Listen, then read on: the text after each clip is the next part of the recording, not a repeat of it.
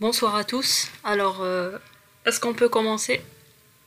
Est-ce que vous voulez d'abord qu'on parle de l'examen ou bien de faire d'abord la révision puis parler de l'examen?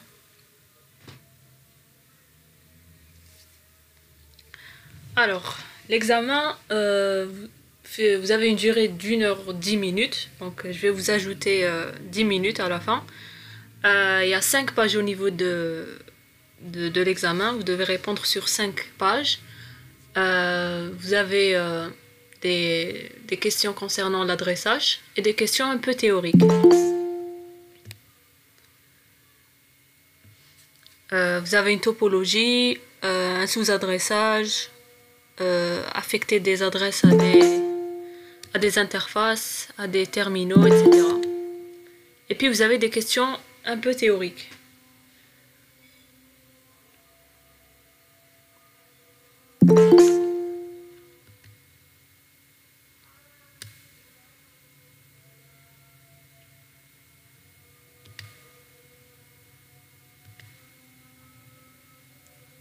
Non, c'est pas des questions de cours, c'est des questions théoriques de TP, quoi. C'est ce qu'on a fait. Je vais pas vous demander des définitions là, non. Ça sera juste des questions concernant ce qu'on a fait, yani, répondre sans utiliser le simulateur. Deviner la réponse sans voir, par exemple demander le contenu de table, etc. Donc sans voir, sans tester, d'après ce que vous avez compris.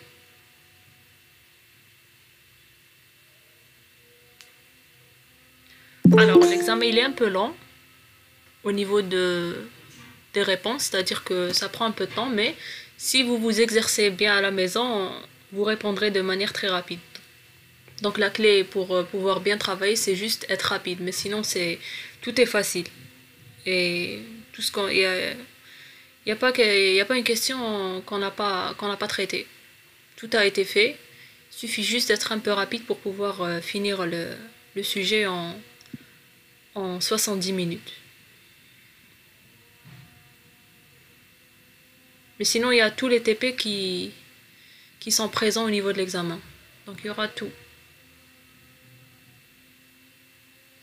Et vous aurez les commandes. Donc pas la peine de les apprendre par cœur. Vous les aurez, vous les aurez pas en ordre. Mais sinon vous aurez la syntaxe.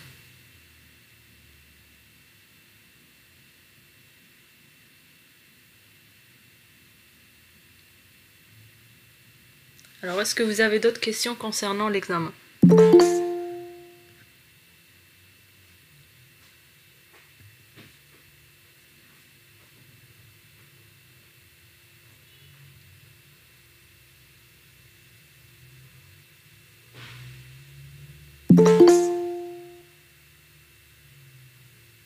Non, pas de définition, non. Des questions de compréhension.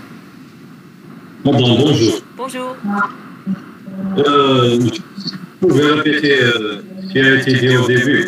Alors, j'ai dit que vous aurez un examen d'une durée de 70 minutes, 1 h 10 minutes. Vous devrez répondre sur 5 pages. L'examen fait 5 pages. Il y a des questions de calcul, adressage, etc. Et il y a des questions un peu théoriques, de TP, mais pas, ça n'a rien à voir avec le cours. Non. Non, pas commun. L'examen, c'est uniquement pour votre groupe, le sujet que j'ai préparé.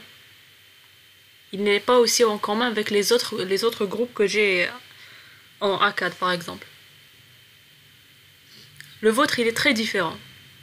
Très très différent par rapport à tout ce que j'ai déjà proposé.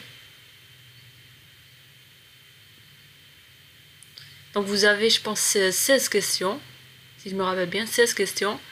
Vous avez des blancs au niveau du sujet, vous devez les remplir. J'ai dit qu'il y avait des questions concernant l'adressage, les sous-réseaux, affecter des adresses aux terminaux, aux interfaces de routeurs, etc. Et vous aurez des questions théorique, mais de TP. C'est-à-dire que vous devriez déduire la réponse sans essayer sur le simulateur. C'est-à-dire, on teste vos connaissances concernant votre compréhension. C'est-à-dire, si vous avez bien compris le principe, vous saurez répondre sans tester.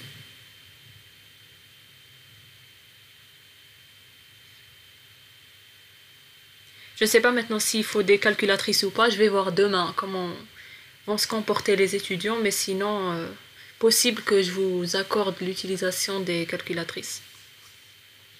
Et vous aurez les commandes.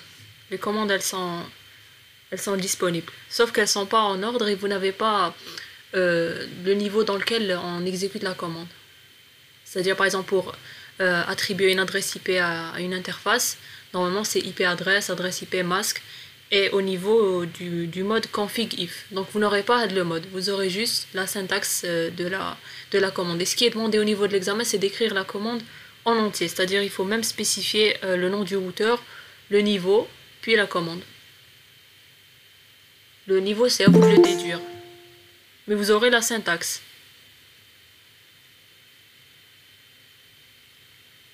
Donc, il est assez long, sauf qu'il est très facile. C'est-à-dire que on répond de manière directe, mais il faut juste s'exercer, surtout au niveau de l'adressage, etc. Il ne faut pas trop perdre de temps au niveau du découpage. Et pas non plus si on veut bâcler le découpage, parce que si on se trompe au niveau du découpage, on se trompera au niveau de tout ce qui va suivre, parce que les questions, elles sont reliées entre elles.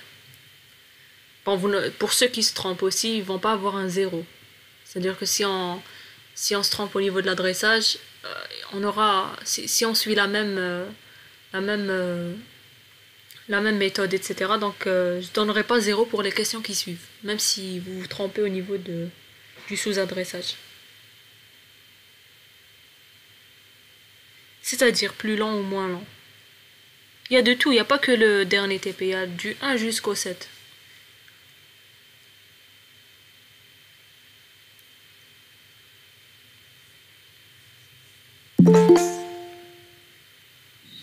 Bon, il n'y aura pas une topologie très grande. C'est pas par exemple, c'est pas la topologie que je vous ai donnée en devoir maison où il y a, je ne sais pas, 15 sous-réseaux. Non, il n'y aura pas ça quand même. Ça sera moins lent concernant le découpage, etc. Vous n'aurez pas à découper 15 sous-réseaux ou bien 19 sous-réseaux, non. Au moment de découpage, ça va vous prendre au moins 20 minutes. Si vous le faites, à tête reposée. Mais après, le reste du temps, il faudra le consacrer aux questions. Donc il ne faut pas le bâcler, il ne faut pas aussi perdre énormément de temps pour pouvoir avancer et répondre aux questions qui suivent, c'est tout. Donc la clé, c'est de s'entraîner. Et sinon, c'est direct comme question. Et il n'est pas commun avec les autres groupes de votre section, ni les autres groupes que j'ai.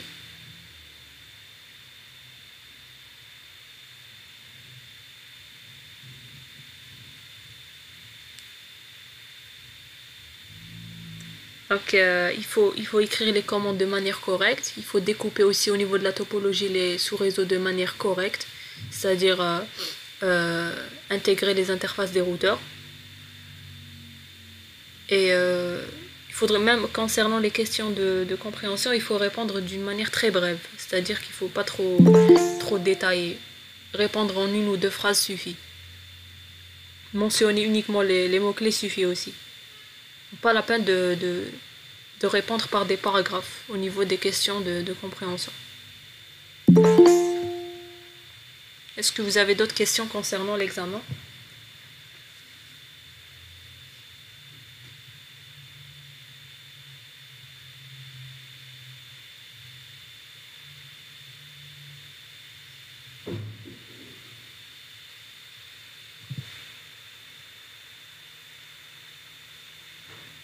Donc ce qu'on a vu jusqu'à présent, donc si on commence la révision, donc premier TP c'était bon, et si vous avez des questions, vaut mieux parler parce que je vais pas voir le. Madame, Oui. pardon. Bon, par rapport à l'examen, vous avez dit qu'on a 70 minutes. Oui. Mais normalement, on a juste 60 minutes parce qu'en parallèle, on fera un examen de TPBB. Genre, le premier groupe fera un examen de TP réseau et l'autre type BD. Et on va faire le T dans la deuxième heure. Donc, BD, vous avez avec quel enseignant? Madame Abdel, je pense. D'accord, je vais voir avec elle, sinon... bon, le dernier groupe, je peux lui ajouter 10 minutes. Voilà, ils ont écrit le nom de la prof. Ah, Oui, d'accord. D'accord, je vais lui parler, je la connais. D'accord, bon, le dernier groupe, c'est facile de lui ajouter 10 minutes parce qu'il n'y a personne après au niveau de la salle. Et moi, je suis aussi libre et vous, vous êtes aussi libre. Donc, sinon, le premier groupe vaudra mieux commencer à midi 20. Midi et quart. Parce qu'entre midi et midi 30, il n'y a aucun créneau. Bon, ça se fait en 1 heure, mais moi j'ai juste voulu ajouter 10 minutes pour que vous soyez à l'aise. D'accord, merci madame. Voilà, donc le premier groupe, ça serait bien qu'il se présente un peu tôt, pas à midi 30. Non, pas de définition, pas du tout. Même pas expliquer, ce sera des questions directes. Par exemple, ce sera en relation avec la topologie donnée. Pas de... Quand je dis théorique, ça veut pas dire que c'est en relation avec le cours. Théorique veut dire juste répondre sans pratiquer, sans essayer. C'est tout. Faut juste, par exemple, dire qu'est-ce qui se passe dans ce cas-là, etc.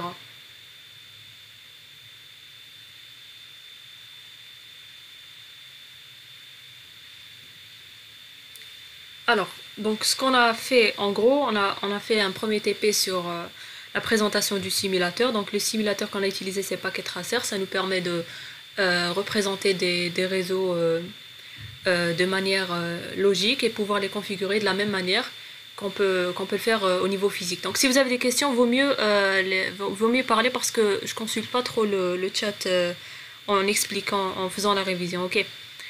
Alors, donc le premier TP c'était ça, c'était juste présenter les composants du simulateur, etc. Deuxième TP, on a vu comment créer un réseau local, donc en utilisant l'équipement qui permet de relier des équipements entre eux au niveau local, c'est le switch. Donc on a mis en place un réseau de ce style. Et on a aussi introduit les adresses IP. Donc pourquoi les adresses IP? Parce que c'est l'identifiant qui permet aux équipements au niveau d'un réseau local de communiquer. C'est-à-dire que pour communiquer, on est obligé d'avoir une adresse IP qui est unique au niveau local. Et pour que les équipements puissent communiquer aussi de manière au niveau local, il faudrait qu'elles appartiennent au même réseau logique et même réseau physique. C'est-à-dire qu'il y a une liaison physique entre les différents équipements. Donc le switch doit relier tous les PC entre eux. Et ils doivent aussi appartenir au même réseau logique. C'est-à-dire qu'ils doivent avoir la même partie réseau au niveau de l'adresse IP. S'ils n'ont pas la même partie réseau, et s'ils se trouvent au niveau local, le ping échoue, bien qu'il se trouve au niveau du même réseau local. Donc les deux conditions pour que deux équipements puissent communiquer au niveau local, c'est qu'elles doivent elles doivent appartenir au même réseau physique et logique. Donc ça c'était l'objet du deuxième TP. Donc on a aussi introduit les adresses IP, partie réseau, partie machine, conversion en binaire, adresse, une plage d'adresses pour les PC, une adresse réseau où la partie machine égale à 0 et une adresse de diffusion où la partie machine égale à 1 partout. Donc comme j'ai dit aussi, l'adresse IP prend son sens uniquement en binaire. Donc décimal c'est juste pour pouvoir l'écrire, la lire, etc. par un être humain, mais sinon le sens est en binaire, parce que dès qu'on traduit en binaire, quand on dit partie machine égale à 1, veut dire que tous les bits de la partie machine sont égaux à 1. Ou bien pour réseau sont égaux à 0, pour l'adresse réseau. Donc l'adresse réseau, ça permet de définir un réseau logique, c'est pas une adresse qu'on peut attribuer à un PC. L'adresse de diffusion, c'est l'adresse qu'on utilise au niveau d'une adresse de destination pour pouvoir envoyer un paquet à tous les PC qui se trouvent au niveau du réseau local. Par exemple, si on a l'adresse 192.168.1.0/24, donc toujours une adresse réseau, elle est accompagnée d'un masque. Le masque permet de délimiter la partie réseau de la partie machine. /24 veut dire que les 24 premiers bits sont attribués à la partie réseau, ou bien on peut aussi écrire le masque de cette façon-là, en décimale. Donc quand je demande le masque en décimale, il faut l'écrire ainsi. Et quand je demande le masque en notation cidre, il faut le noter ici, donc ainsi. Donc / nombre de bits de la partie réseau. Donc à partir de ces deux informations-là, c'est-à-dire adresse réseau plus masque, on peut définir l'adresse de diffusion. Donc l'adresse de diffusion, c'est la partie machine A1. Donc au niveau binaire, ça sera A1. Donc on aura 192.168.1.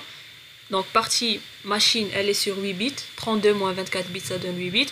Donc 8 1 en binaire, ça donne 255. Quand on utilise cette adresse au niveau d'une adresse IP de destination, veut dire qu'on veut envoyer un paquet à tous les PC à tous les terminaux ou bien à tous les équipements au niveau du réseau 192.168.1.0. Donc au lieu d'envoyer à 1.1, 1.2 jusqu'à 1.254, on utilise cette adresse pour pouvoir envoyer un même paquet à tout le monde. Donc ça c'est une adresse de diffusion, donc elle ne peut pas être attribuée à une machine. Les adresses qu'on peut attribuer à une machine sont des adresses IP de type unicast. Donc ils font partie de la plage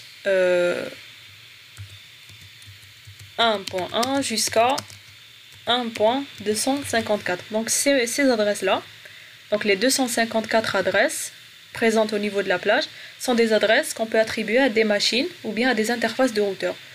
Donc quand j'envoie 1.1, veut dire que je cible l'équipement en question. Mais si j'envoie à 1.255, veut dire que j'envoie à tous ces équipements. Donc voilà.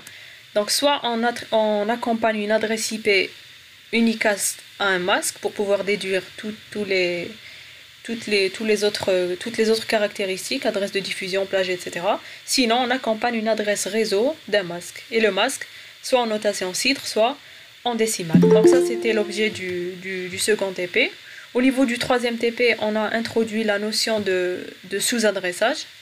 Donc, prendre une adresse IP et la diviser en plusieurs réseaux. Donc, la diviser en plusieurs réseaux veut dire que l'adresse IP n'est plus du style partie réseau, partie machine, mais plutôt partie réseau, partie sous-réseau et partie machine. La partie sous-réseau va faire partie de la partie réseau globale. Et la partie sous-réseau, c'est un ensemble de bits qu'on prend de la partie machine initiale. Donc prendre le nombre de bits dépend du nombre de sous-réseaux au niveau du nombre qu'on veut diviser. C'est-à-dire si on veut 8 réseaux, 15 réseaux, etc., on prend le nombre de bits minimum. Donc on prend jamais, par exemple si on veut découper uniquement en 4 sous-réseaux, on ne prend pas 8 bits.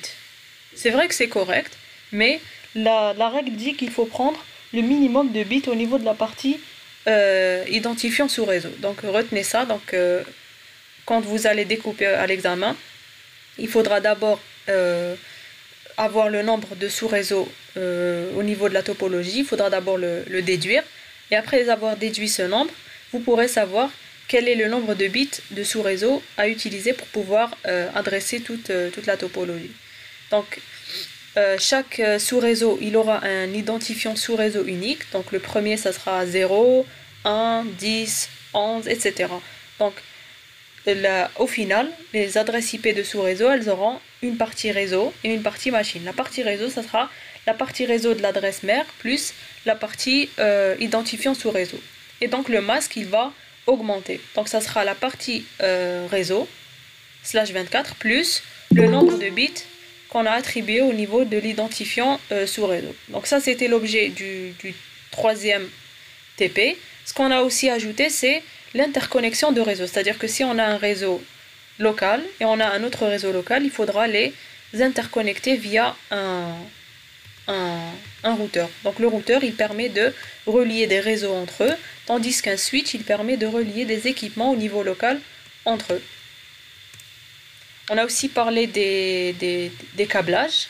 Donc on a dit que pour relier deux équipements de différents niveaux, on utilise un câble droit.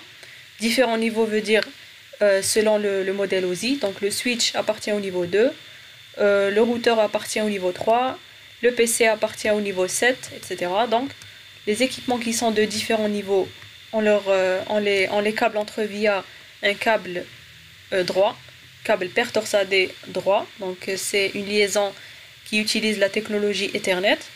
Et si on a des équipements de même niveau, c'est-à-dire deux switches entre eux, deux routeurs entre eux, etc., on utilise un câble croisé. Donc au niveau de cette topologie, maintenant on a un réseau ici, fil logique, et ici on a un réseau logique. Et on les relie via un routeur. Donc les interfaces du routeur, elles font partie du réseau. C'est-à-dire que là, quand je délimite mon réseau, ça sera comme ça. Ce ne sera pas uniquement les PC. Il y a certains qui, quand ils ont répondu au niveau du DM, ils ont fait ça. Ça, c'est faux. Donc il faut faire en sorte que même l'interface, pas tout le routeur, hein, mais uniquement cette interface. Pour le deuxième réseau, ça sera cette interface. Et s'il y avait une troisième, elle aurait appartenu au troisième réseau, etc. Donc vous voyez qu'au niveau du découpage, il faut faire attention à ça. Si vous faites uniquement le switch et les 3 PC, et ici le switch et les 3 PC, c'est faux. Ça veut dire que le routeur n'appartient pas au réseau, alors que le routeur appartient en même temps au premier et au deuxième réseau. Pourquoi? Parce que c'est lui qui relie les deux réseaux entre eux. Mais c'est pas tout le routeur qui appartient au réseau, à un réseau.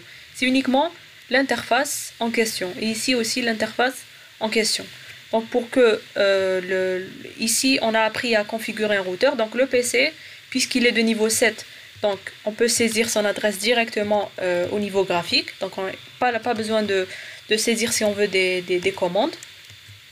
Donc on saisit directement la configuration réseau ainsi. Donc vous avez adresse IP et masque. Par contre, le routeur, puisqu'il est de niveau 3, il n'a donc pas de, si on veut, d'interface graphique. Il est au niveau réseau, donc on est obligé de saisir des commandes. Ici, on a appris au niveau du 3ème TP à saisir les commandes concernant la configuration du routeur. Parmi les configurations qu'on a faites, c'était l'attribution d'adresse IP aux interfaces. Donc c'était ce qu'on avait besoin de faire pour pouvoir faire en sorte que toute la topologie communique. Donc on a des interfaces au niveau du routeur. Elles sont en rouge parce qu'elles sont éteintes et elles ne sont pas configurées. Donc pour pouvoir les configurer, on est obligé de passer par l'interface ou bien la ligne de commande du routeur. Donc au niveau des configurations, on a différents niveaux d'exécution. On a le mode utilisateur simple. Donc c'est le nom du routeur suivi du symbole supérieur, veut dire qu'on est au mode utilisateur simple. Pour passer au mode utilisateur privilégié, il faut taper la commande enable. Donc le supérieur se transforme en dièse. Donc là on sait qu'on est au niveau utilisateur privilégié. Au niveau utilisateur privilégié, on peut juste voir des configurations. Donc on a des commandes du style show. Donc c'est juste pour voir par exemple le fichier de configuration, voir la table de routage, voir des informations concernant le routeur. Pour pouvoir configurer, c'est-à-dire modifier les paramètres d'un routeur, il faut passer en mode de configuration du terminal en tapant la commande configure terminal. Donc le dièse se transforme en config entre parenthèses dièse, veut dire qu'on est en mode de configuration du terminal. Et là, on peut configurer notre terminal. Parmi les configs qu'on peut faire, c'est la configuration des deux interfaces. Donc il faut saisir la commande interface, le nom de l'interface, donc c'est fast Ethernet, et le numéro de l'interface c'est 0/0. Donc config se transforme en config if, veut dire qu'on est en mode de configuration d'interface du routeur. Et là on peut saisir toutes les commandes en relation avec la configuration des interfaces du routeur. Parmi ces commandes, il y a l'attribution d'adresse IP. Pour pouvoir attribuer une adresse IP, c'est la commande IP adresse IP. On lui donne, en règle de bonne manière, on donne toujours les dernières adresses d'une plage aux interfaces du routeur. Donc, .254, suivi du masque en décimale. Donc là, on a pu attribuer une adresse IP à l'interface Fast Ethernet 0/0 du routeur. Et ce qu'il manque, c'est d'allumer cette interface. Il faut allumer l'interface en utilisant la commande no shutdown. Donc dès qu'on tape la commande no shutdown, le point rouge ici se transforme en vert. Veut dire que l'interface ici, elle est allumée. Donc La configuration au niveau du routeur, au niveau de packet tracer, bien sûr, elle se fait soit de cette manière, soit en utilisant l'onglet config. Au niveau de l'onglet config, on a les interfaces. Il faut juste cliquer sur l'autre interface et taper la commande. L'adresse IP, pardon, sans taper la commande. Et en bas, vous avez un équivalent de ce que vous êtes en train de faire au niveau graphique en commande. C'est-à-dire que dès que j'ai cliqué ici, veut dire que je suis au niveau du mode de configuration d'interface 1/0, regardez, et dès que je tape l'adresse, ici, l'adresse c'est 2.254, donc toujours les interfaces d'un routeur, elles doivent appartenir, pardon, à des réseaux différents. Veut dire que l'interface, les deux interfaces d'un routeur, elles ne doivent pas avoir des adresses IP du même réseau. On ne peut pas mettre 1.2 ici et 1.3. C'est incorrect parce que le routeur, il relie des réseaux distincts entre eux, des réseaux logiques et physiques distincts entre eux. Veut dire qu'il relie le réseau 1.0 avec le réseau 2.0. Veut dire que cette interface doit appartenir au réseau 1.0 et cette interface doit appartenir au réseau 2.0. Donc il doit y avoir des adresses IP au niveau des interfaces dont les parties réseau, elles sont différentes. Donc regardez, dès que je tape cette commande, j'ai l'équivalent en commande Cisco. Et dès que je coche sur On, veut dire que j'ai allumé l'interface, c'est comme si que j'ai tapé la commande No Shutdown. Donc ça c'est au niveau packet tracer, mais si on était au niveau machine, donc si on était en réel, on serait obligé de passer par l'hyperterminal au niveau d'un équipement terminal. Donc on branche le routeur via un câble console. Le câble console permet de saisir des configurations au niveau d'un équipement d'interconnexion. Et pour pouvoir accéder à cette ligne de commande au niveau machine, il faut aller au niveau de l'hyperterminal et mettre en place ces configurations. Donc 9600 bits par seconde et contrôle de flux, aucun, et cliquer sur OK. Donc on a directement l'interface du routeur au niveau du PC. Donc c'est ce qui se fait au niveau réel. Mais au niveau de packet tracer, donc on peut aussi utiliser le câble console. On peut utiliser l'onglet directement CLI pour pouvoir taper les commandes. Et on peut utiliser l'onglet config pour pouvoir configurer de manière graphique comme on le fait dans le cas des PC. Donc saisir l'adresse IP et le masque au niveau de formulaire directement sans passer par les commandes. Donc ça c'est ce qu'on a appris à faire au niveau du TP numéro 3. Donc le plus qu'on a appris aussi au niveau des PC, c'est qu'il faut configurer ce qu'on appelle la passerelle. Donc regardez ici, au tout début, j'ai uniquement configuré, bon, pas pour ce PC, pour celui-là je pense. On a juste configuré, non on n'a pas configuré. On a appris au niveau du TP2 juste à configurer un PC, c'est-à-dire adresse IP et masque. Mais on ne faisait pas attention à ce formulaire qui est la passerelle par défaut. Donc la passerelle par défaut, on la configure dans le cas de présence de routeur au niveau du réseau, c'est-à-dire que s'il n'y avait pas ce routeur, pas la peine de configurer la passerelle par défaut. Donc qu'est-ce qui se passe par exemple si on ne configure pas la passerelle par défaut? C'est que quand un PC veut joindre un autre PC d'un autre réseau, il ne pourra pas. Il ne pourra pas parce que l'adresse qu'il spécifie au niveau de l'adresse de destination n'appartient pas au réseau local et donc le paquet est détruit directement au niveau de l'émission. Par contre, si on spécifie la passerelle par défaut, veut dire qu'on spécifie au niveau du PC que si on veut joindre un PC qui est externe au réseau dans lequel on se trouve, il faut passer par le routeur. Passer par le routeur veut dire sortir du réseau pour pouvoir aller à l'extérieur et pour pouvoir ainsi communiquer avec un PC qui est différent de notre réseau local. Donc voilà à quoi sert la passerelle par défaut quand on la spécifie. Donc ça veut dire que si on veut joindre un PC externe, il faudra passer par l'interface du routeur. C'est l'interface qui est la 1.254, c'est l'interface de sortie, c'est la porte de sortie du réseau. C'est-à-dire que pour sortir du réseau local, on passe par cette interface. Et le routeur, c'est à lui de transférer le paquet au niveau du PC correspondant. Donc jusque-là, est-ce que c'est clair? Normalement. Madame. Oui. Pourquoi on a rajouté le câble console du routeur au PC? Pour configurer le routeur à partir du PC, regarde. Comme ça. Ça, c'est ce qui se fait au niveau réel. Quand on est en salle machine. Ce qu'on faisait au niveau de l'interface du routeur, c'est juste disponible au niveau de Pocket Racer. Voilà. Parce que le routeur n'a pas d'interface graphique parce qu'il est de niveau 3. Donc au niveau de oui, on est passé par l'hyperterminal. Regarde, je suis allé dans un terminal. Avec les paramètres à configurer, comme dans le cas de hyperterminal au niveau machine, et on clique sur OK, et on a l'interface du routeur. On est en train de saisir des commandes au niveau du PC. Voilà. Donc sous Packet Tracer, il y a 3 méthodes. Soit on passe pas en console, comme dans le cas des machines, soit on clique sur le routeur. On a 2 onglets. Soit on clique sur Config pour configurer d'une manière graphique, comme ici. Soit on clique sur CLI pour taper les commandes directement. Donc il y a 3 méthodes au niveau de Packet Tracer. Mais sur machine, on est obligé de passer par le câble console. Oui. Madame, c'est quoi le protocole utilisé pour communiquer entre 2 PC de 2 réseaux différents? C'est-à-dire le protocole.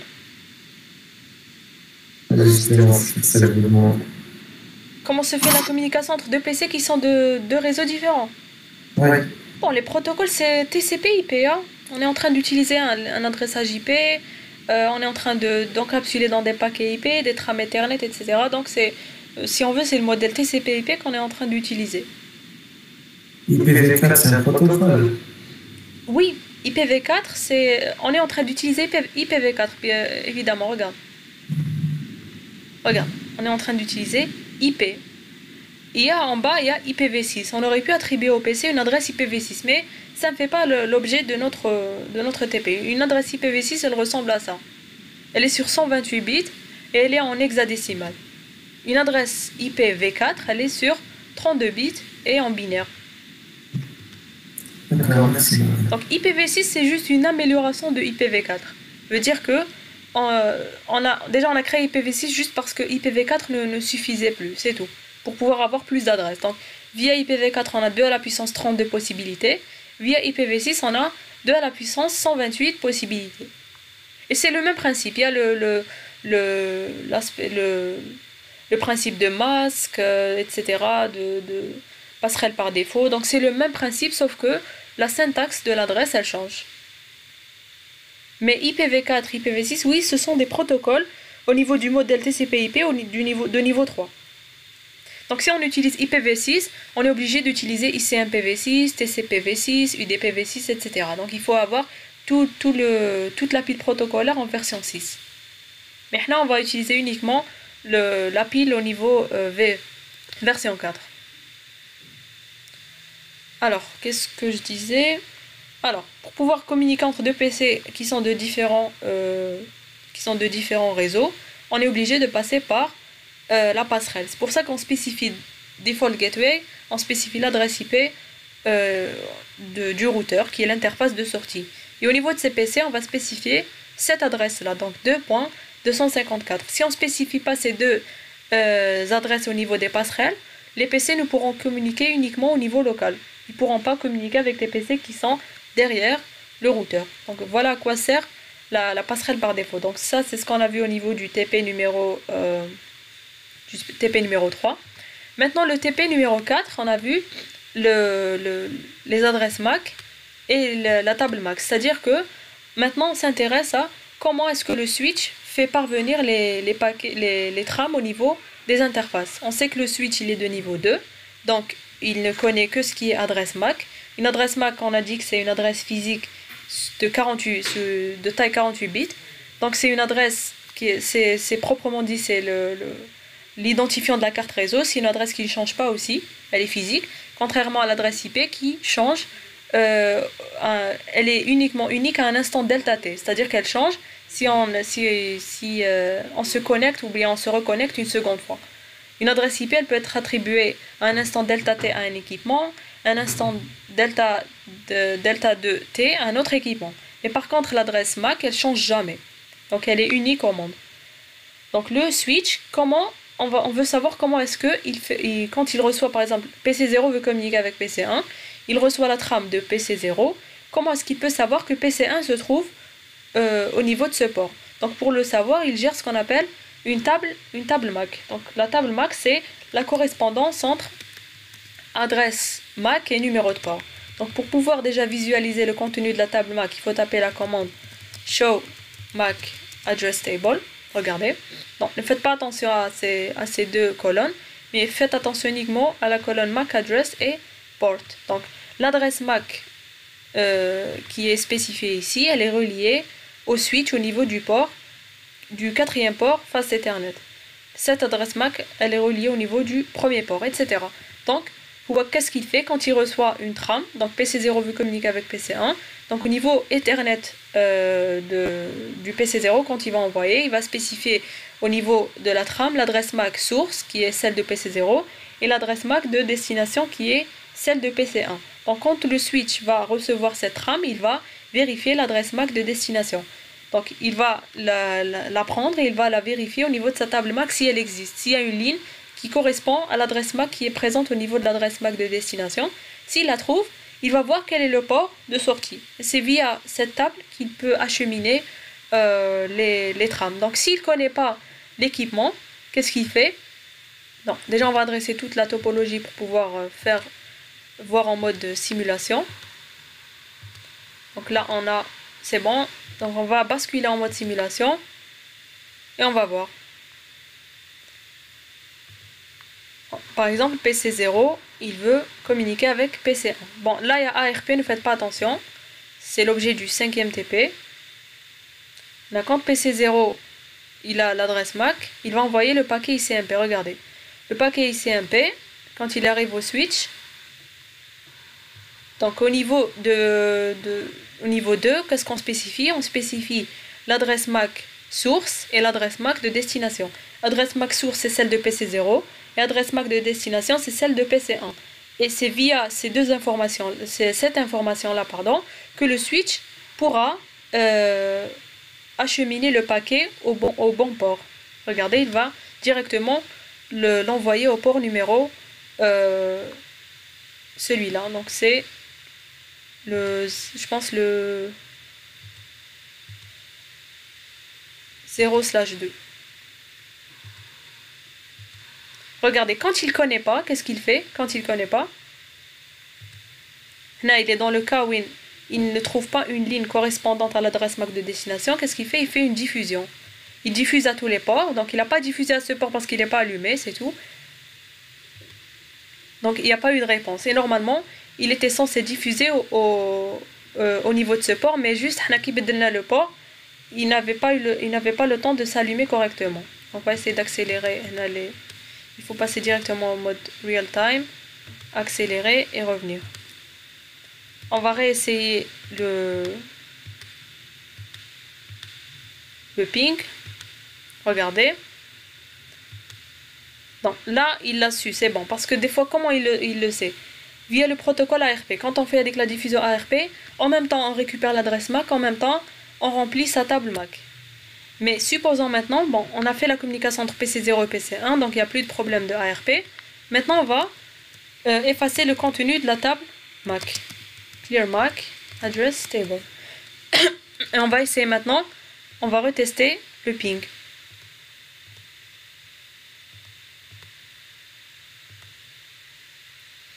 Ça c'est pas effacé, je pense. Voilà.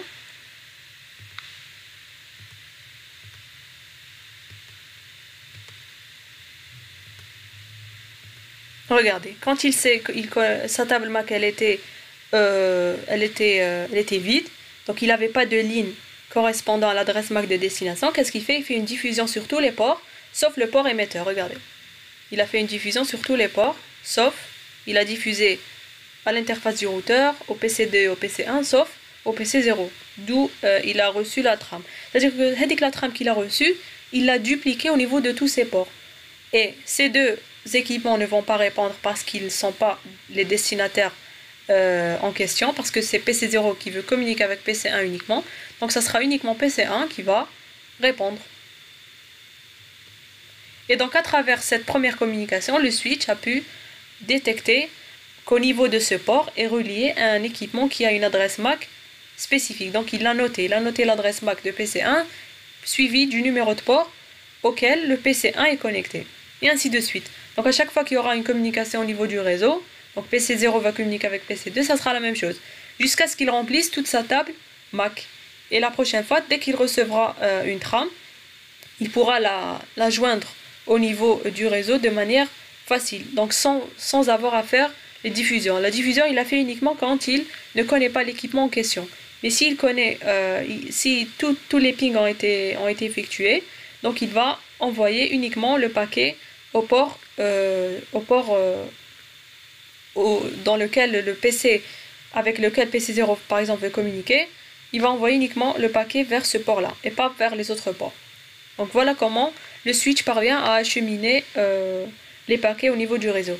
C'est-à-dire que la diffusion qu'il fait, c'est une diffusion où il duplique le message à tous les ports. C'est pas une diffusion comme dans le cas de ARP. Il diffuse le message, donc il le copie au niveau de tous les ports, sauf le port émetteur, et il les envoie. Donc ça, c'était l'objet du... Oui, il bat le même paquet ICMP qu'il a reçu de PC0. Il le duplique à tout le monde. Donc, il va répondre uniquement PC1, parce que le PC1, il a l'adresse MAC. On a dit que l'adresse MAC, elle est unique.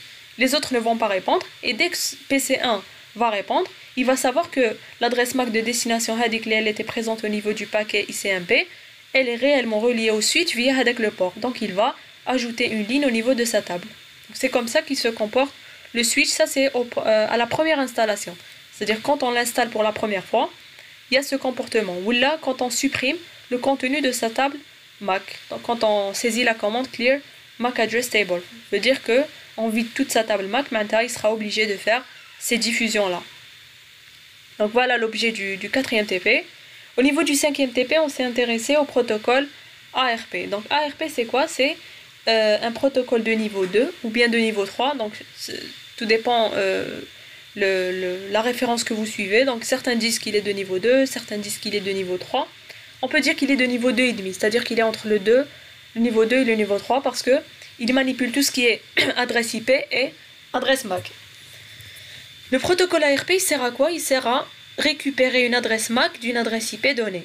Donc le PC0, on a par exemple, donc on va essayer de refaire toute la topologie, c'est-à-dire effacer tous les contenus.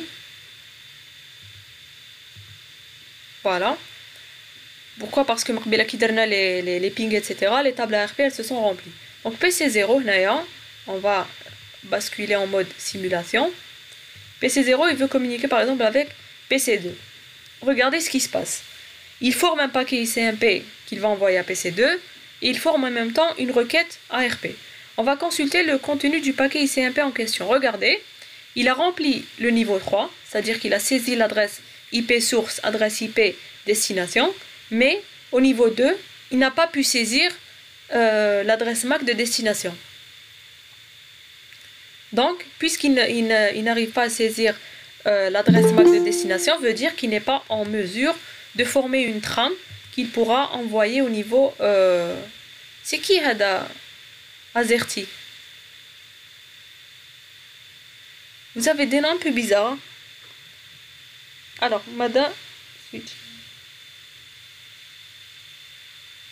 Alors, le switch ne fonctionne pas du tout avec ARP, ok? Parce que ARP, c'est la correspondance entre adresse IP et adresse MAC. Et lui, puisqu'il est de niveau 2, donc il ne gère pas tout ce qui est adresse IP. Il ne comprend pas les adresses IP. Ouais, il gère une table MAC. Il gère une table MAC, il fait un numéro de port et adresse MAC des équipements. Donc, ouais, l'objectif, c'est de savoir comment faire parvenir un paquet à une destination donnée au niveau de ces ports. Il y a plusieurs ports. Et son objectif, c'est juste d'acheminer le paquet au bon port. C'est tout. Pour pouvoir l'acheminer, il gère une table, il fait adresse MAC, un numéro de port. Et qu'est-ce qu'il fait quand il reçoit une trame? Quand il reçoit la trame, il peut voir l'entête de niveau 2, qui est l'entête Ethernet par exemple. Au niveau de l'entête Ethernet, on a l'adresse MAC source et l'adresse MAC destination. Il va checker l'adresse MAC destination, il va consulter sa table MAC s'il a une ligne correspondante à cette adresse MAC. S'il a une ligne, il va voir quel est le numéro de port dans lequel il doit diriger ce message. S'il n'a pas de ligne au niveau de sa table MAC, il fait une diffusion. Voilà. Donc ça n'a rien à voir avec ARP. ARP, c'est le PC qui fait une requête ARP. Regardez ici, quand le PC, il voulait joindre PC2, il n'avait pas l'adresse MAC du PC2. Quand il l'avait pas, donc il fait appel au protocole ARP. Et c'est au protocole ARP de lui chercher l'adresse MAC qui correspond au PC2. Donc qu'est-ce qu'on fait d'abord? Donc regardez, on n'a pas pu remplir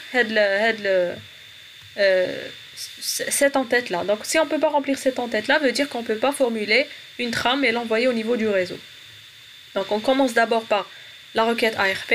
Regardez la requête ARP, la syntaxe stack. Donc on a au niveau, elle est de niveau 2. Donc on a l'adresse MAC source qui est l'adresse MAC du PC0. Et on a 48.1. Donc ff.ff, etc. Donc c'est quoi? C'est une adresse MAC de diffusion. Ça veut dire que la requête ARP, c'est une requête de diffusion. C'est une requête qu'on va envoyer au niveau de tout le réseau. C'est pas le switch qui est en train de dupliquer la requête ARP. Mais là, le switch, il dupliquait le paquet ICMP vers tous ses ports. Mais la requête, c'est carrément une requête dont l'adresse MAC, c'est une adresse de diffusion. Donc il fait que envoyer cette diffusion vers tous ses ports. Donc bien qu'il connaisse par exemple au niveau de sa table MAC quelles sont les adresses MAC qui sont présentes ici avec les numéros de port, mais il est obligé de diffuser cette requête ARP parce que l'adresse MAC de destination, c'est une adresse de diffusion. Donc là, on a diffusé la requête ARP, veut dire qu'on est en train de chercher quel est le PC qui a l'adresse MAC de l'adresse IP de PC2. Donc ça sera uniquement PC2 qui va répondre parce que c'est lui le concerné. Donc il va répondre au PC0. Il va lui envoyer ce qu'on appelle une réponse ARP. Au niveau de la réponse ARP, il va y avoir l'adresse MAC de PC2. Dès que le PC0 maintenant il reçoit la réponse ARP, veut dire qu'il peut maintenant formuler sa trame Ethernet. Regardez, maintenant il a rempli l'entête de niveau 2. Il a saisi l'adresse MAC de destination, adresse MAC de PC2. Et là, il peut envoyer sa trame au niveau du réseau. Donc, le switch là dirige directement parce que sa table MAC elle est remplie. Si sa table MAC n'était pas remplie, si la table MAC n'était pas remplie, on aurait fait aussi une diffusion. Mais la diffusion, c'est pas une diffusion ARP, mais c'est une duplication du message ICMP au niveau de tous les ports, sauf le port émetteur. Mais puisque la table MAC du switch elle est remplie, donc on l'envoie directement à PC2 et PC2 va envoyer la réponse ICMP et donc on a succès au niveau de la communication. Maintenant, si PC0 veut recommuniquer avec PC2, regardez, pas besoin de faire appel au protocole ARP. Donc on n'a pas le paquet ARP ici, on envoie directement notre paquet ICMP, regardez. Le paquet ICMP a fait tous les champs possibles. L'entête IP, l'entête Ethernet, donc on a l'adresse MAC maintenant de PC2. On envoie donc directement notre paquet à PC2 et PC2 répond directement. Donc comment se fait-il que le PC0 a maintenant l'adresse MAC? C'est parce qu'il gère aussi une table qu'on appelle table ARP. Donc pour pouvoir déjà la visualiser, c'est ARP-A et ça contient la correspondance entre une adresse IP et une adresse MAC. Ça veut dire que à chaque fois qu'il communique avec un PC, il a une adresse IP, donc dès qu'il commence à remplir sa trame, il va chercher l'adresse MAC du PC en question. Donc il va d'abord consulter sa table ARP. S'il n'a pas de ligne concernant avec l'adresse IP avec laquelle il veut communiquer, il n'a pas l'adresse MAC, il fera appel au protocole ARP. S'il a l'adresse MAC en question, qui est celle-là, il enverra son paquet directement. Donc voilà ce qu'on a vu au niveau du TP numéro 5.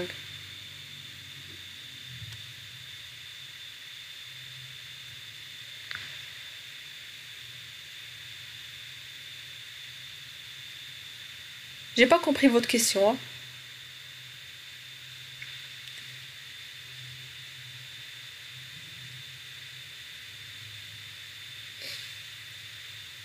Alors, c'est pas le PC qui en. C'est pas. Dès qu'il bloque au niveau de l'adresse MAC, il fait appel à un protocole. Le protocole ARP, il va envoyer la requête ARP, il va la formuler et il va et le PC aussi, puisqu'on lui a envoyé une requête ARP, le PC concerné va formuler aussi une réponse ARP. Et dès qu'il aura la réponse, il pourra formuler son message ICMP. Et il va aussi stocker cette adresse MAC qu'il a récupérée au niveau de sa table ARP. Mais dès que la prochaine fois, il utilisera directement le contenu de sa table ARP pour pouvoir communiquer directement avec PC2 sans faire appel au protocole ARP. Donc on fera appel au protocole ARP sauf si on efface le contenu de la table ARP. Par exemple, si on tape la commande ARP-D, comme ceci. Si maintenant on reteste, regardez, on ne connaît pas l'adresse MAC de PC2, donc on est obligé de passer par le protocole ARP, par une requête ARP de diffusion. Ce qu'il faut juste faire la différence entre le comportement des PC et le comportement du switch, ça se fait en même temps. Donc, tout dépend de ce qu'il y a au niveau de leur table. Si le PC a une table ARP remplie, il ne fera pas appel au protocole ARP. Si le switch il a une table MAC remplie, il ne fera pas de diffusion au niveau des ports, au niveau de ses ports. C'est-à-dire qu'il saura directement comment diriger le message à destination. Donc le souci du switch, c'est de savoir où diriger la trame au niveau du réseau local. Le souci du PC, c'est de connaître les adresses MAC des différents équipements au niveau local pour qu'il puisse formuler la trame et ainsi envoyer son signal au niveau du réseau. Parce que si on suit le processus d'encapsulation, il va bloquer au niveau 2. Quand il bloque au niveau 2, comme ici, regardez, il n'arrive pas à remplir l'entête Ethernet, il ne pourra pas donc formuler un signal, il ne pourra pas donc envoyer ce signal au niveau du réseau. Donc, le paquet ICMP il va s'arrêter, il va rester ici, on va faire la requête ARP, on va récupérer l'adresse MAC pour pouvoir remplir l'entête Ethernet et ainsi envoyer le paquet ICMP. Pardon. Oui. Les tables ARP, on peut les visualiser dans le switch ou au niveau des PC aussi? Non, le switch n'a pas de table ARP. Dans le table MAC? Oui. Table ARP où je fais adresse IP, adresse MAC. Est-ce que le switch il sait manipuler les adresses IP? Il est de niveau 2. Donc il a une adresse MAC, numéro de port. Ou alors le souci c'est d'acheminer les paquets au bon port. Ou à qui il a une trame, il ne sait pas quoi en faire. Est-ce qu'il la dirige ici, est-ce qu'il la dirige ici, etc. Donc pour savoir comment la diriger, il consulte sa table MAC. Le PC, il gère une table ARP pour, à chaque fois qu'il communique avec un PC au niveau du réseau, il puisse saisir l'adresse MAC de destination. Donc s'il la connaît pas, il fait appel au protocole ARP. S'il la connaît, il formule directement son paquet ICMP et l'envoie au niveau du réseau. Ok, donc pas nécessairement qu'il connaît la table ARP. Par exemple, dans un certain PC, la table ARP est déjà pleine. Oui. Mais le PC اللي حبت communiquer معاه ما كاش adresse MAC. Donc on fait appel au protocole ARP. Bien sûr, oui.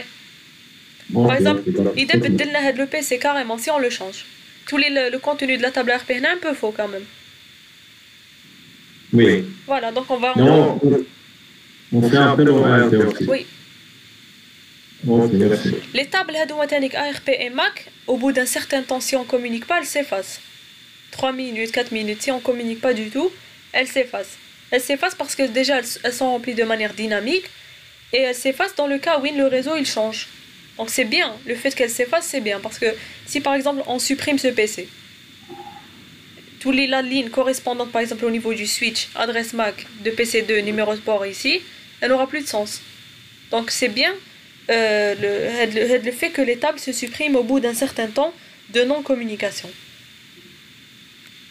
Donc soit elle se supprime au bout de ce delta T, soit on force carrément la suppression via les commandes, soit clear MAC address table ou bien ARP-D au niveau des PC. Voilà. Donc ça c'était l'objet du TP numéro 5. Le TP numéro 6 c'était sur Telnet. Donc Telnet c'est un protocole de niveau 7 qui permet de configurer un équipement à distance. Donc, par exemple, on avait l'habitude de faire, pour configurer par exemple le switch, on avait l'habitude de brancher le PC au switch via une liaison console, et puis accéder au niveau de l'hyperterminal au switch, comme ceci. Maintenant, on veut avoir une communication à distance, c'est-à-dire sans sans fil, sans passer par le câble console. Donc qu'est-ce qu'on fait? D'abord, on branche en console juste pour configurer Telnet, parce que Telnet par défaut il n'est pas configuré. Donc on a 3 configurations à faire. Donc Telnet, déjà la commande pour pouvoir accéder à distance à un équipement, c'est Telnet adresse IP. Puisque le switch c'est un équipement de niveau 2, donc il n'a pas d'adresse IP, donc on est obligé de lui attribuer une adresse IP si on veut virtuelle. Donc on va l'attribuer au niveau d'une interface virtuelle. Donc, on va aller dans le mode de configuration du terminal. Interface VLAN 1, ça c'est l'interface virtuelle du switch. Et au niveau de cette interface, on va attribuer une adresse IP. Cette adresse IP, c'est pas une adresse physique du switch, c'est juste une adresse IP pour pouvoir le joindre à distance. 1.10 par exemple. Et on tape aussi la commande no shutdown pour allumer cette interface. Ça c'est la première configuration. La deuxième configuration, c'est attribuer un mot de passe au mode utilisateur privilégié. Donc enable password, on va taper easy par exemple. Voilà, parce que quand on accède à Telnet, quand on veut aller vers enable, il nous donne pas la main pour pouvoir accéder au mode utilisateur privilégié. Donc il nous dit qu'il faut mettre en place un mot de passe pour pouvoir continuer les configurations. C'est pour ça qu'on met en place ce mot de passe. Et après on configure les lignes virtuelles. Donc ligne VTY, on a 2 numéros ici. 0 par exemple 15, donc ça c'est le max. Donc on peut configurer 16 lignes virtuelles en même temps. Donc, de la ligne 0 jusqu'à la ligne 15. Si on voulait configurer uniquement 4 communications simultanées, on aurait tapé 0, 3 pour pouvoir configurer la ligne 0, 1, 2 et 3. Veut dire qu'il pourra y avoir uniquement 4 équipements qui pourront accéder à distance au switch. Et si on met 15, veut dire qu'il y aura 16 communications en simultané à distance au niveau du switch. Donc on tape un mot de passe Telnet. Donc via la commande password, on va taper par exemple isil A. Et on tape la commande login. Login permet d'activer Telnet au niveau du switch. Donc, on a terminé avec la configuration de Telnet. Maintenant, regardez, on va essayer d'accéder au switch à partir de PC1. Remarquez que PC1 va connecté en console avec le switch. On va essayer d'accéder au switch à distance. Donc, on utilise cet utilitaire. Telnet/SSH, donc ici on sélectionne Telnet et on tape l'adresse IP du switch, soit on est au niveau de l'invite de commande et on tape la commande Telnet et l'adresse IP du switch, .1.10, celle qu'on a saisie au niveau de l'interface virtuelle. Bon, il faut quitter le mode de simulation. Regardez, il nous demande un mot de passe. Le mot de passe qu'on nous demande, c'est le mot de passe Telnet. Donc c'est le mot de passe qu'on a configuré au niveau des lignes VTY. Donc on va taper isil A. Regardez, maintenant on a accès au switch. Et quand on tape enable, on doit saisir le mot de passe du mode utilisateur privilégié qui est isil. Et ainsi de suite. Regardez, maintenant on peut configurer notre switch, accéder au switch à distance, etc. Regardez, je suis au niveau de PC1. Même chose, si PC2 il veut accéder en Telnet au switch à distance, Telnet, adresse IP du switch. On tape le mot de passe Telnet, enable, on tape le mot de passe enable,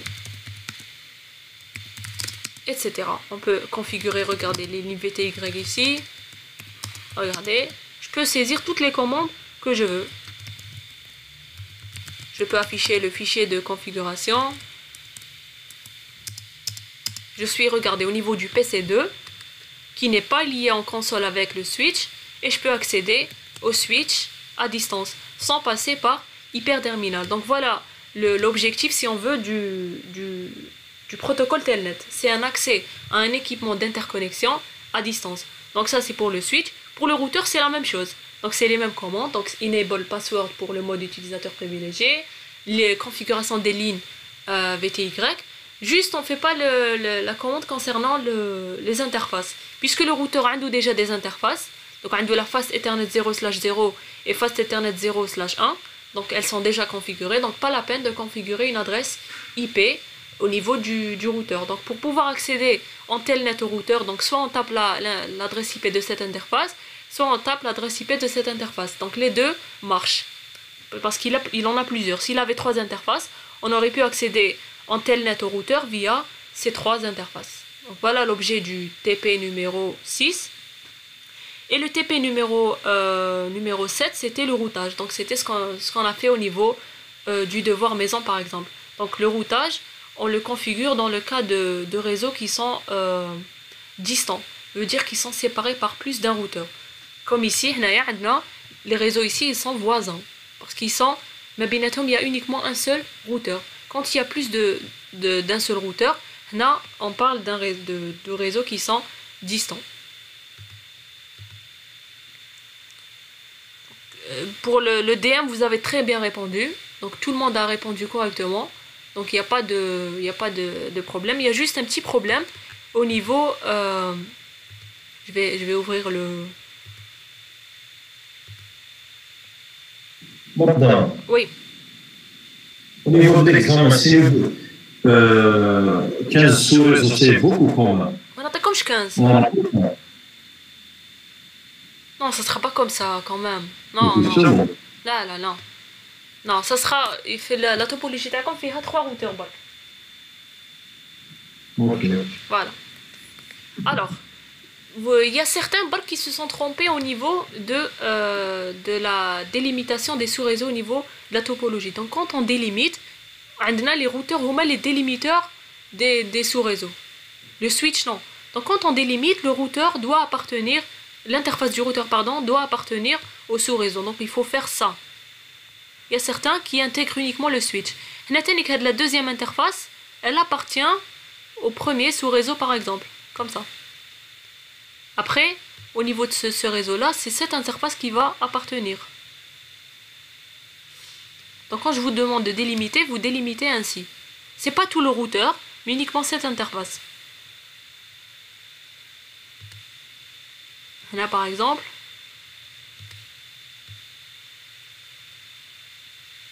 comme ceci. Il y a certains qui déroulent le switch. Là, on est obligé de faire la liaison entre les deux routeurs. On a les routeurs, c'est les délimiteurs. Donc on a un réseau point à point. Il n'y a pas de PC. Mais c'est proprement dit un réseau. Il faut faire ça. Donc si vous êtes en examen, il faut intégrer l'interface concernée du routeur. Pas tout le routeur et ne pas intégrer carrément le routeur. Qui met le routeur 2 par exemple, remarquez qu'il appartient à 4 sous-réseaux. Parce qu'il a 4 interfaces.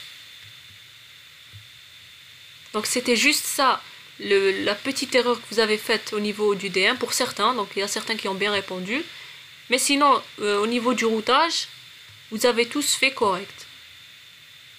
Donc le routage, c'est juste insérer une commande IP route, adresse IP réseau masque et adresse IP du routeur voisin. Donc les IP routes, on les insère uniquement pour les réseaux qui sont distants. Ça veut dire que pour un routeur, les deux réseaux qui lui sont directement connectés, par exemple il met le routeur 2, on ne va pas insérer un IP route pour ce réseau, ce réseau, ce réseau et ce réseau. On va juste insérer un IP route, des IP routes pardon, pour les réseaux qui sont distants. Ça veut dire qu'ils sont séparés par plus d'un routeur. Hada, etc. Uniquement ces 4 là, on ne va pas insérer un IP route. Donc c'est ça le principe. Voilà, donc c'est comme ça qu'il faut délimiter les sous-réseaux au niveau de la topologie. Après, qu'est-ce qu'il faut faire? Il faut découper l'adresse. Donc dès que vous avez bien fait ce découpage au niveau de la topologie, vous pourrez savoir quel est le nombre de sous-réseaux présents au niveau de la topologie. Là par exemple on en a 15. Donc puisqu'on a 15 sous-réseaux, maintenant on va déduire qu'il nous faut 4 bits pour l'identifiant sous-réseau. Et ainsi on peut commencer la division de l'adresse IP qu'on vous donne en adresse de sous-réseau. Et après, attribuer à chaque adresse IP, à chaque sous-réseau, pardon, une adresse réseau qu'on a déduit au niveau du découpage. Et après, on configure les PC avec les passerelles et on configure les interfaces. Donc, si par exemple le réseau c'est, comme je vous ai donné dans le DM, 10.16.0.0/20, donc il aura comme adresse une adresse de la plage de ce réseau. Donc 10.16.0.0/20. Le PC aussi, etc. Et le PC il va avoir comme passerelle l'adresse de ce routeur. Le PC9 par exemple, il peut avoir soit cette passerelle, soit cette passerelle. Parce qu'il y a deux routeurs qui sont présents au niveau du réseau. Donc on peut avoir soit celle-là, soit celle-là. Donc on peut mettre ce qu'on veut. Donc soit on lui dit que la porte de sortie c'est le routeur 0, soit la porte de sortie c'est le routeur numéro 1. Oui.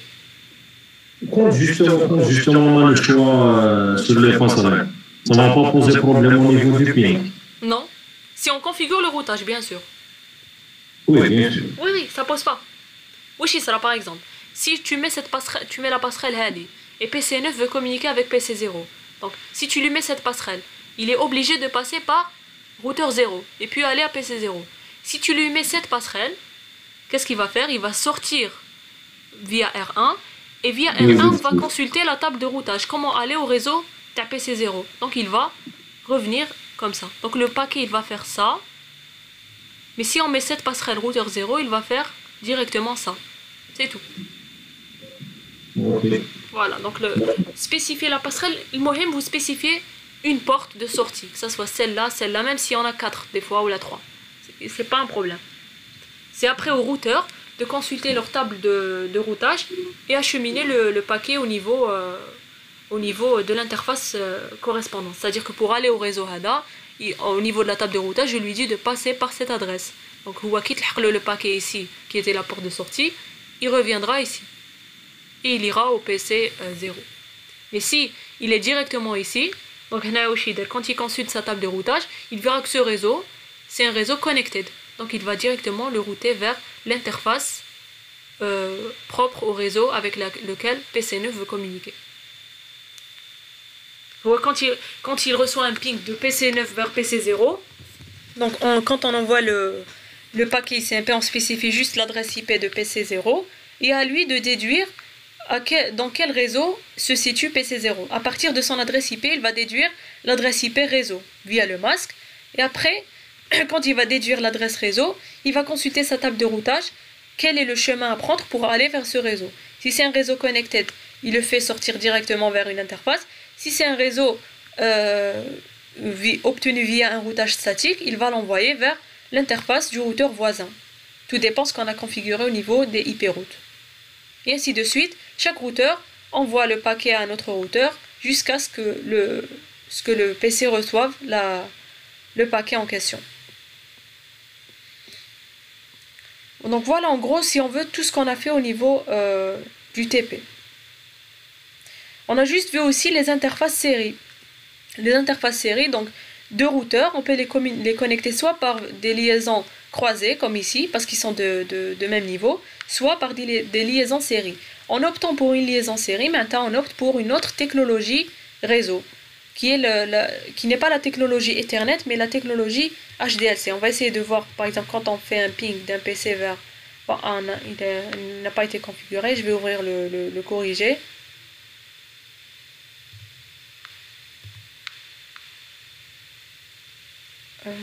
Celui-là. Voilà. On va essayer de faire regarder un ping entre les deux routeurs. C'est faisable. On va le faire en simulation.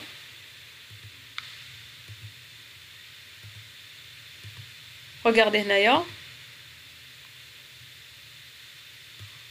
Le paquet ICMP. Regardez le niveau 2, qu'est-ce qu'il y a? Il y a HDLC. Si on consulte les détails de l'entête HDLC, regardez, on n'a pas les champs adresse IP source et adresse IP destination. Pourquoi? Parce qu'au niveau de HDLC, pas la peine de spécifier l'adresse MAC de destination. Parce qu'on sait qu'au bout du câble, il y a uniquement un seul équipement. Parce que c'est un réseau point à point. Il n'y a pas un switch au milieu, par exemple, au niveau d'un câble série. Le switch ne possède pas de port série. C'est le routeur qui possède des ports soit série, soit Fast Ethernet. Donc on peut mettre soit un câble croisé, parce qu'on a des interfaces Fast Ethernet, comme ici. D'ailleurs. Et on peut mettre un câble série, si on a un port série. Donc en salle machine, on n'a pas des ports série au niveau des routeurs, on a uniquement des des ports Fast Ethernet, c'est pour ça qu'on utilise un câble croisé. Donc, au niveau de l'entête HDLC, on n'a pas l'adresse MAC source et adresse MAC destination. Adresse, on met directement une adresse de diffusion. Donc, quand on diffuse, pas la peine de savoir quelle est l'adresse MAC du... Maintenant, par exemple, en liaison série, on n'a pas besoin de faire appel au protocole ARP. Parce qu'on sait que directement, au routeur 8 est relié le routeur 2 via cette liaison série. Donc, j'ai pas besoin de connaître son adresse MAC, j'envoie directement mon paquet en mode diffusion. Donc, voilà la différence entre ces deux câbles, ces deux câblages. Et aussi, qu'est-ce qu'il faut configurer? Il faut configurer l'horloge. L'horloge, il faut la configurer Win Mektoub. Win, vous avez le dessin de l'horloge. Donc là, j'ai mis des... Normalement, c'est ici, regardez.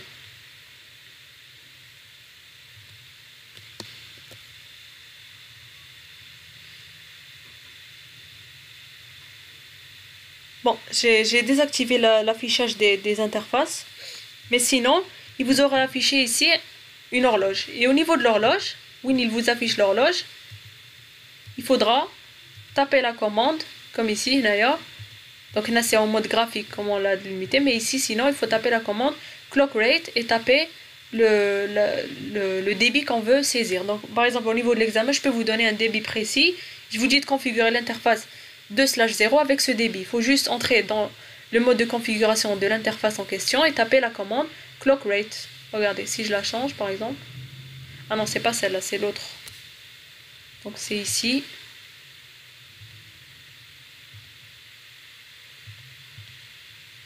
Voilà, si j'ai mis l'horloge à ce débit, à ce chiffre-là, c'est comme si j'ai tapé la commande clock rate et ce chiffre-là au niveau du mode de configuration d'interface, au niveau de l'interface série.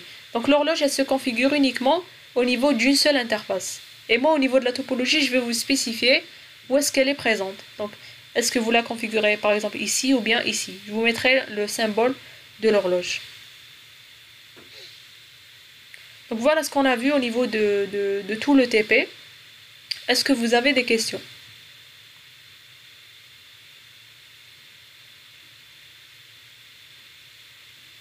Alors, what's the difference between connection of router 2 et 7 and the connection of router 4 et 5?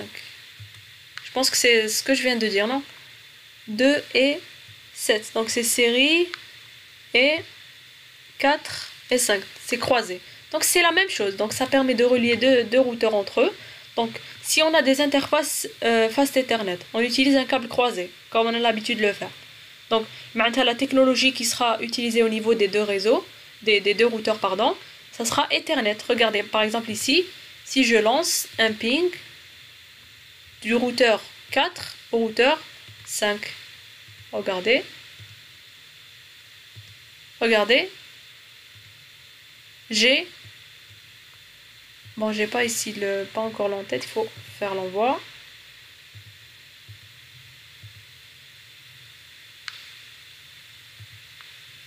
Regardez, quand j'ai fait le ping entre routeur 4 et routeur 5, il a fait appel au protocole ARP. Contrairement au niveau série, on ne fait pas appel au protocole ARP parce que on ne se soucie pas de l'adresse MAC de destination. Mais ici, regardez.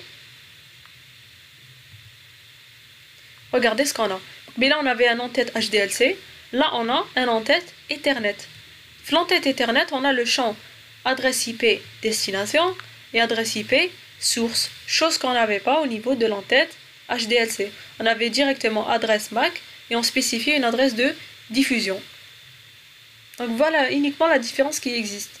C'est l'utilisation de deux technologies différentes de niveau 2, que ce soit au niveau série pour HDLC, au niveau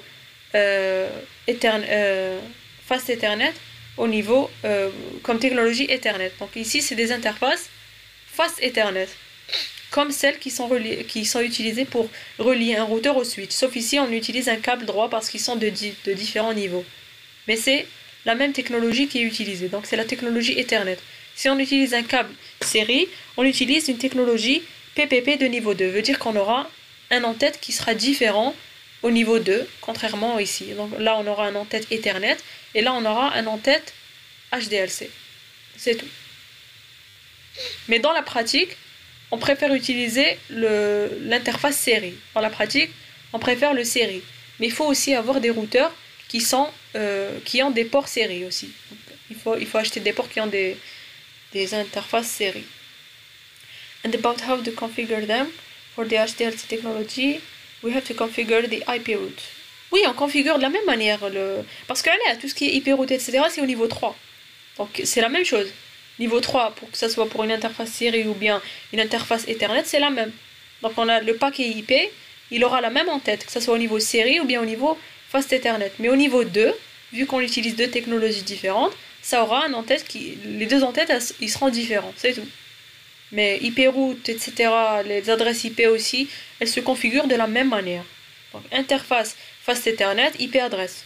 Sinon, interface serial et le numéro du port série, 2/0, etc., IP adresse, no shutdown. C'est les mêmes configs.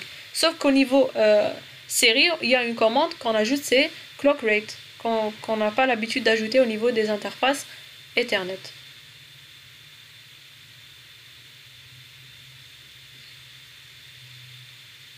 Puisque la différence, elle est au niveau 2, elle est au niveau liaison de données.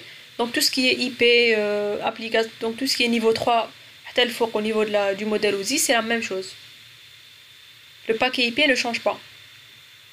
Si vous voulez voir, regardez. C'est vrai que l'entête Ethernet, il change, mais l'entête IP, c'est le même. Regardez, vous avez adresse IP sur destination. Même ici, si je fais un ping, on aura le même en-tête IP. En-tête niveau 3. Regardez, ici c'est HDLC, c'est différent. Mais ici, IP, c'est la même chose.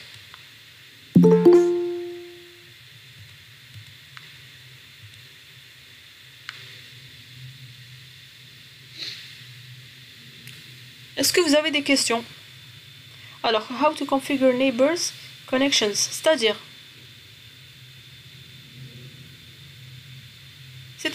vous parlez de quoi? Vous parlez de routeur. Vous pouvez parler, hein. Comment les configurer des routeurs voisins? Bon, déjà on met un câble entre eux, et puisqu'ils sont, il y a uniquement ces deux routeurs donc ils forment un réseau point à point, veut dire que il faut leur attribuer deux adresses du même réseau, comme ici. Il y en a par exemple, ils font partie du réseau 176.0/20, donc ils auront deux adresses de ce réseau. J'ai pris les deux dernières adresses du réseau 176, qui sont 191.254 et 191.253. C'est tout.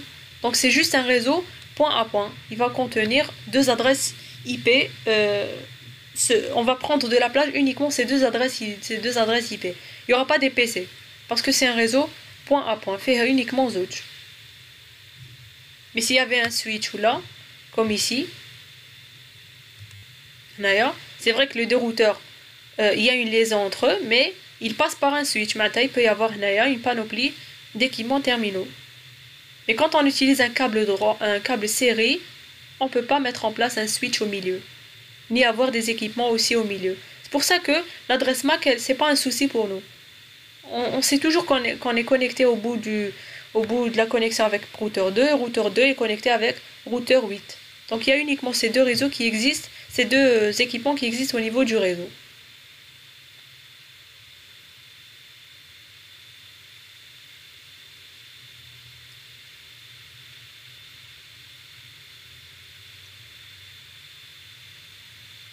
Super. Alors, est-ce que les autres, ils ont des questions? Donc voilà ce qu'on a fait, voilà ce qu'il y aura à l'examen. Vous aurez une topologie, un découpage, attribuer des adresses IP à des interfaces, configurer des interfaces, attribuer des adresses IP à des équipements terminaux, peut-être configurer le routage, configurer Telnet. Donc il y aura un peu de tout. ARP, MAC, des questions. Oui. L'examen TP, ça sera sur 20. Je ne sais pas encore. Donc si vous travaillez bien, s'il y a de bonnes réponses, on le fera sur 20. Si vous ne travaillez pas bien, on le fera sur 15 ou sur 10 et on comptera les devoirs maison sur 10. Super, merci. Voilà, donc je peux pas... on fera un barème sur 20 et après si ça marche, on le laisse. Si ça marche pas, on le divise par 2 et on ajoute une note sur 10 pour vous aider. Okay. C'est clair, ça, merci. Alors, le premier groupe qui vient, venez bark un peu tôt pour que vous ayez plus de temps. Je me couche à 1 heure. pour avoir au moins 70 minutes. Et le deuxième groupe, je lui ajoute à la fin.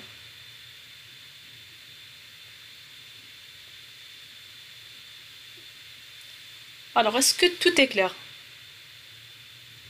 Il faut juste vous entraîner. Voilà, si vous voulez bien travailler, essayez de refaire les devoirs maison, que ce soit celui du découpage et celui du routage, et revoir les principes de base concernant ARP, qui est comme ce que je viens d'expliquer. ARP, Mac, le contenu de table, etc.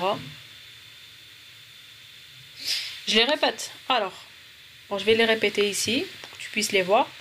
Donc pour le switch, merci pour vos emojis. Hein. Alors, il faut configurer... pour le switch, il faut configurer une adresse IP. Donc, il faut aller... Donc, on a switch. Il faut être dans le mode config. Donc, il faut accéder à l'interface virtuelle, interface VLAN 1. Donc, dès qu'on tape cette commande, on est au niveau de la configuration d'interface. Donc, config devient config if. Je vous ai envoyé un fichier Fega les commandes, non?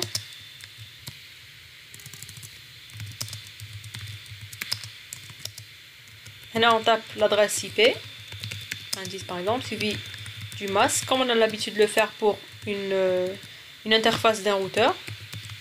Et on tape la commande no shutdown. Après, on tape exit pour sortir de ce mode. On rebascule vers le mode de configuration. On spécifie un mot de passe de mode utilisateur privilégié, enable password, un mot de passe enable. Après, qu'est-ce qu'on configure? On configure les lignes virtuelles, ligne VTY, line VTY, première ligne, dernière ligne. Tout dépend combien de lignes on veut avoir en simultané. Le config se transforme en config line, ça veut dire qu'on est en mode de configuration de ligne. On tape la commande password, mot de passe telnet, ça sera différent que celui-là. Et on tape la commande login pour pouvoir activer telnet. Et on tape la commande exit pour pouvoir sortir du mode de configuration de ligne. On rebascule vers le mode de configuration. Donc il y a aussi une autre commande qu'il faut spécifier, c'est IP default gateway, adresse IP de la passerelle. Donc ça c'est dans le cas où le switch تاعنا يكون accessible via un autre réseau, pas uniquement local. مش يكون accessible via un autre réseau, لازم le switch تاعك يعرف la porte de sortie, parce que quand il va envoyer les données au PC avec lequel il y a la connexion à distance, il devra connaître la porte de sortie du réseau. Et donc il faut lui spécifier la passerelle par défaut du réseau. C'est comme le PC, on lui spécifie la passerelle, le switch TANEC, on lui spécifie la passerelle. Donc voilà les configs pour le switch. Oui, on peut bien sûr. Donc pour le routeur, c'est la même chose, sauf que ما نديروش هاد l'étape. Pas la peine parce que le routeur déjà a des interfaces physiques qui sont configurées. Oh, merci pour tous vos cœurs. Hein. Et on ne fait pas ça. Le routeur, on n'a pas à lui spécifier une passerelle parce que la passerelle. Donc, au niveau du routeur, il faut juste configurer les lignes, le mot de passe, et puis c'est tout. La configuration du routeur Telnet, elle est plus simplifiée. Je vous ai envoyé normalement avec votre délégué des fichiers texte contenant toutes les commandes du TP, TP par TP. Donc vous pouvez les revoir. Et je vais vous donner les commandes haka. Comme ça, sans ça. Je vais vous les donner. Pourquoi configurer la passerelle? Par exemple, chauffer, si tu veux accéder à ce switch à distance via ce PC. Donc on a le PC de la passerelle, donc il peut sortir du réseau. Puisque le routage est configuré, le routeur il saura acheminer le paquet. Le paquet distant avec telnet. Hein. Dès que le switch il veut répondre au PC, il va taper configure terminal ou taper show running config, le switch il te réenvoie le fichier de configuration via telnet. Le switch il va renvoyer le message à un PC qui n'est pas de son réseau. Donc il va être bloqué, il ne saura pas comment répondre. Donc il faut lui spécifier la passerelle par défaut pour que si un PC distant essaye de communiquer avec lui via Telnet, il peut passer par l'interface de sortie. C'est pour ça qu'il faut spécifier la passerelle par défaut au niveau du switch. Ouais, toujours. Mais le routeur m'a qu'elle là, parce que c'est une passerelle. On spécifie jamais une passerelle au niveau d'un routeur. C'est lui la passerelle en question.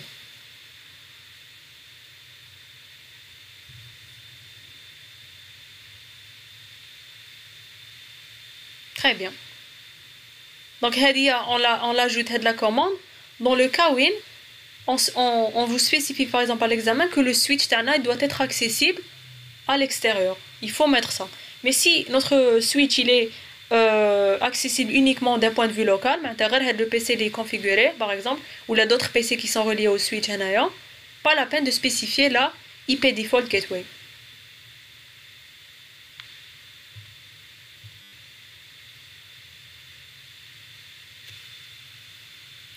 Sinon pour le routage, vous avez bien travaillé.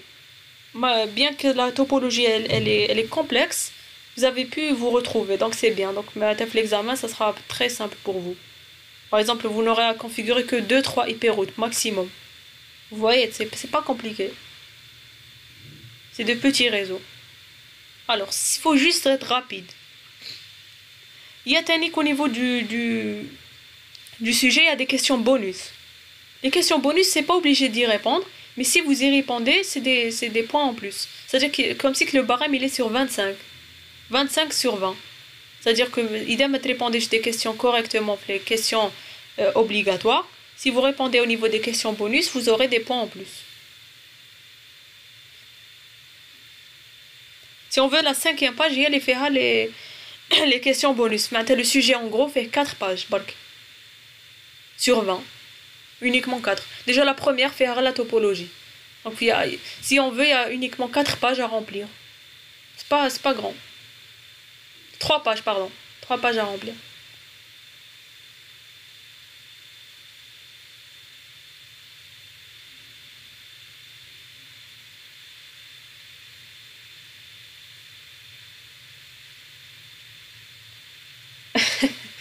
Ah, vous avez un prof. Elle est bien votre prof, hein? Je l'avais quand j'étais en licence.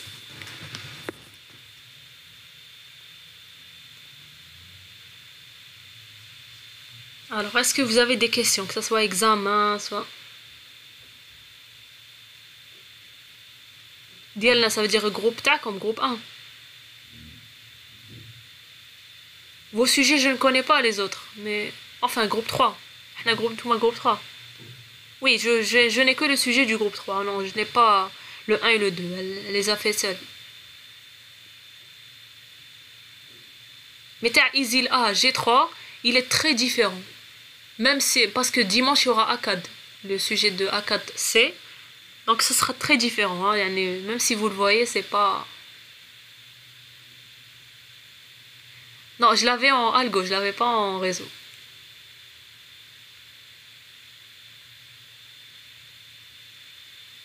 Mais elle est très bien, elle explique très bien. Je me souviens d'elle. Alors, ce que je vous conseille, c'est de revoir les vidéos qu'il y a sur YouTube, revoir les résumés. Je vous ai même envoyé des fichiers paquets tracer avec votre délégué pour chaque TP. Vous avez même l'exécutable, la version que j'ai utilisée. Et revoir le DM1 et le DM2. Si vous faites ça, c'est très très suffisant, à mon avis.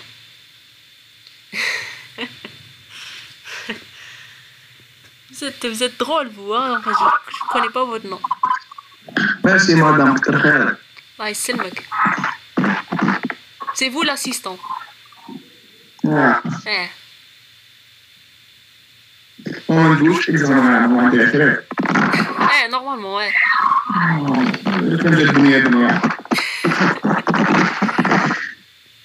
Non, essayez juste de vous concentrer, Bark. Faut pas paniquer, sinon il est très facile, hein. Très très facile. Ce que je viens de vous faire à la révision, y est. Il n'y a pas des choses qu'on n'a pas vues. Il n'y a pas des questions pièges. Inch'Allah. Voilà. Merci beaucoup. De rien. Donc si vous avez des questions, vous pouvez les poser maintenant. Sinon, vous pouvez les poser par mail d'ici lundi. Il n'y a pas de problème.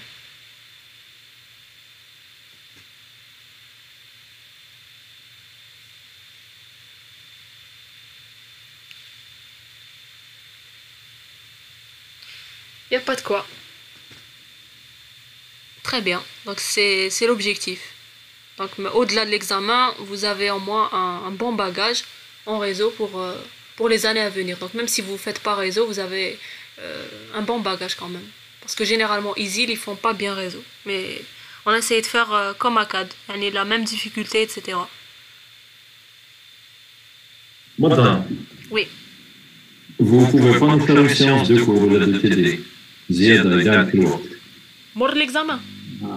Oui, moi l'examen de TP. Oui, معليش. والله سوبر باسكو رانا بحرين قاع في الريزو. أنا بزاف مبحرين. كيفاش مبحرين؟ Qu'est-ce que vous faites en cours?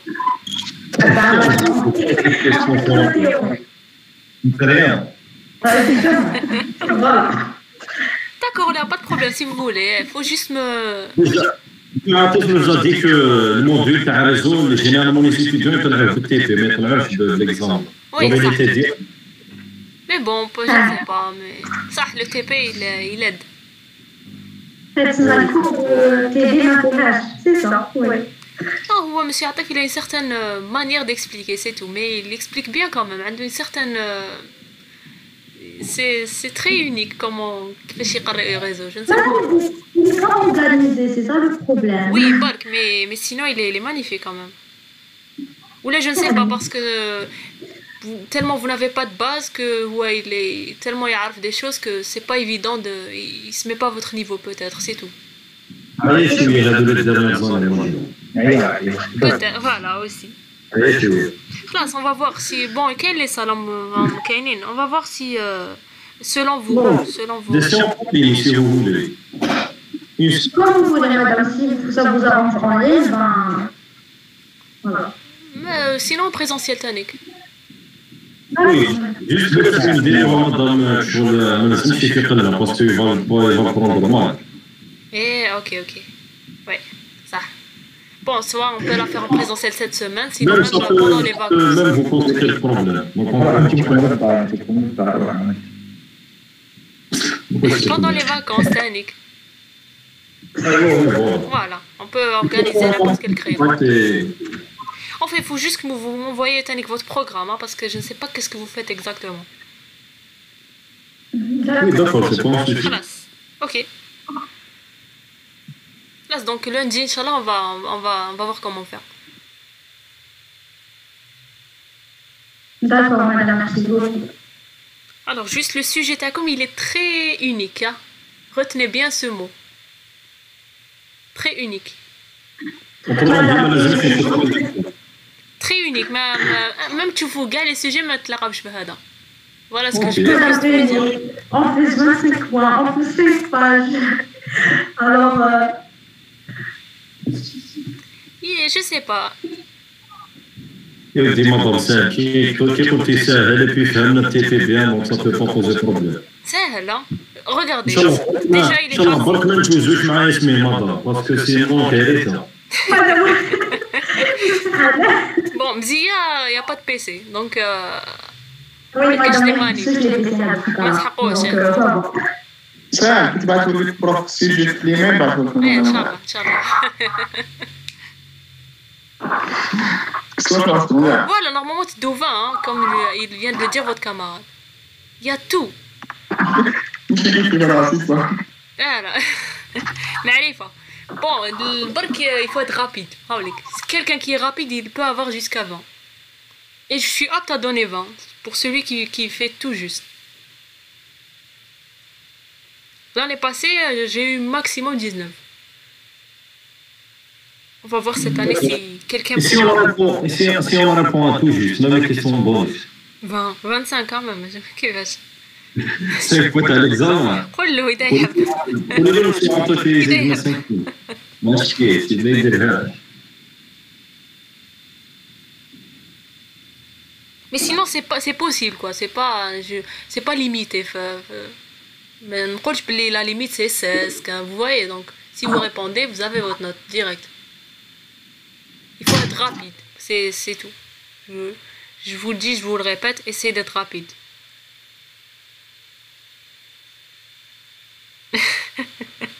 Oui, il a l'habitude de dire ça. Voilà, donc bon courage. Et si vous avez des questions, vous pouvez me les poser par mail aussi, d'ici lundi. J'y répondrai. Sinon, pour le DM, c'est très bien. Vous avez tous bien travaillé. Fi amanillah, voilà, comme il dit.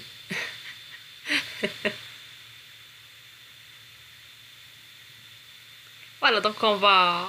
Lundi, Inch'Allah, on verra concernant cette séance que vous voulez ajouter en plus. Il n'y a pas de problème. Je suis disponible. Oui, d'accord, merci. On va en parler lundi, Inch'Allah. Inch'Allah. Inch'Allah, merci et passez une bonne journée. À vous aussi. Et ok, merci pour tous vos efforts. Moi, c'est avec grand plaisir.